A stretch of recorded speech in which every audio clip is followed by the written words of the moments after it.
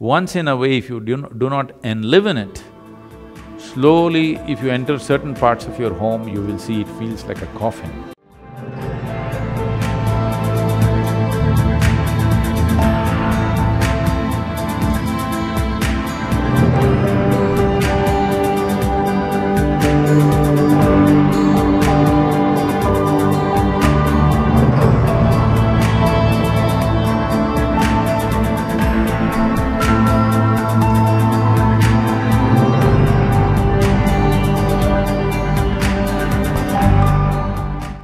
The thing is, what this Punya Puja is, maybe we can use an English term so that everybody looks at it differently.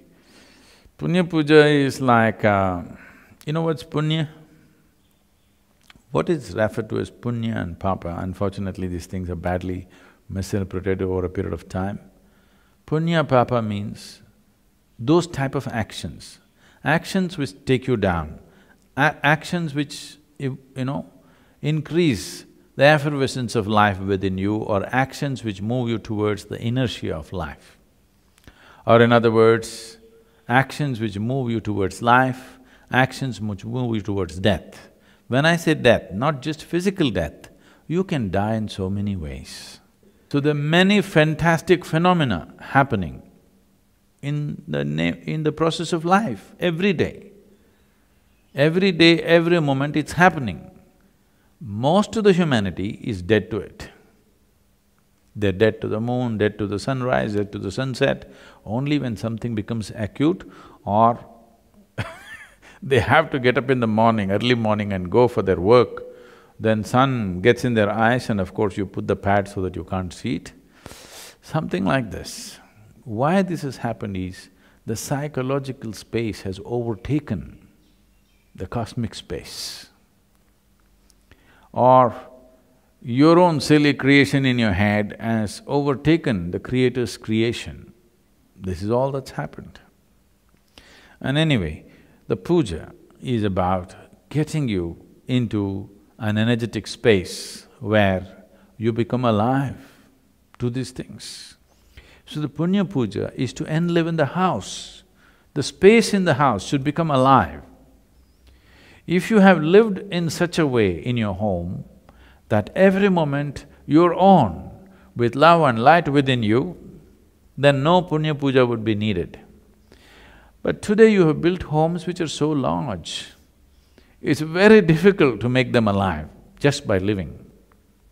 If you just had a one-room house and you lived in great sense of love and joy, you can easily keep it very alive. But today your house has 10, 15 enclosures.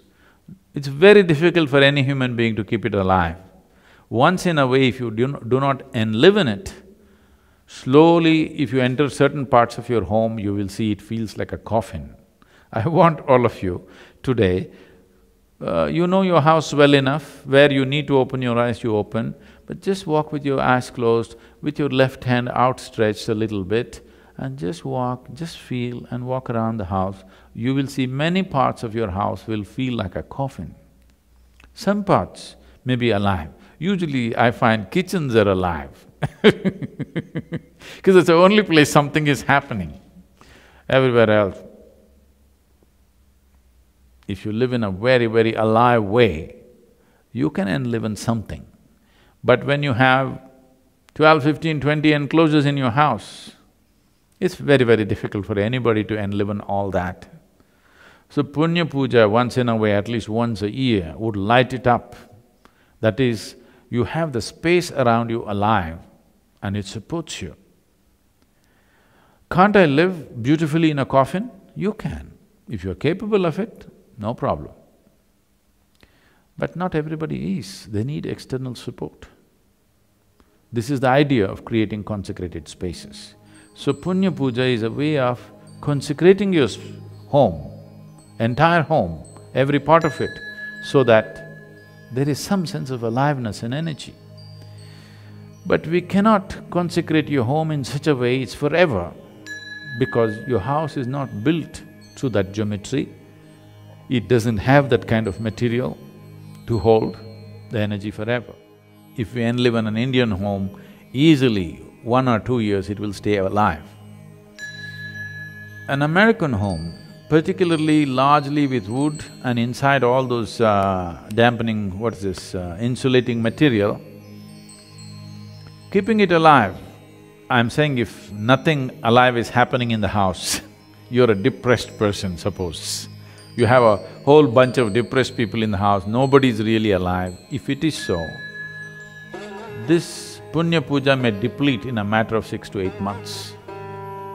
It will not stay for very long because the material used does not support that. If the house was built with brick or stone, we could make it alive and easily make it stay that way at least for 2 years. Minimum 2 years, I would say 1.5 to 2 years, it could last much more. But it also depends on you, how you are. However the material is, if you are fine, you can live well. Because now, most of the American homes are woodwork. That's not a good word It's woodwork, so it doesn't have the same capacity to hold. And another thing is, it's recirculated air. Nobody opens a window or a door. It's all the time same air being recirculated or very minimal amount of movement of aliveness. If you have a lot of plants around you, trees around you, and if you keep the windows open, they will take care of the Punya Puja for you to quite some extent. They can. But most of the houses are shut off and recirculated air is going on all the time. People are not moving about joyfully, either they're staring at their computer screen, or they're depressed, or they're sleeping. Inertia of various levels and various levels of stresses and tensions, it slowly builds up in the space and it can overwhelm a person. Any number of people will find, if they're feeling sick, particularly if they're feeling psychologically, kind of oppressed, you will see if they just walk out of that space, they will feel great. If they move to another place, they will almost become healthy. Many times, many times for most people. Not everybody who is having psychological problems are pathologically ill. Most of them are victims of the situations in which they exist, various types of situations. Energy situation is one of them, and an important one.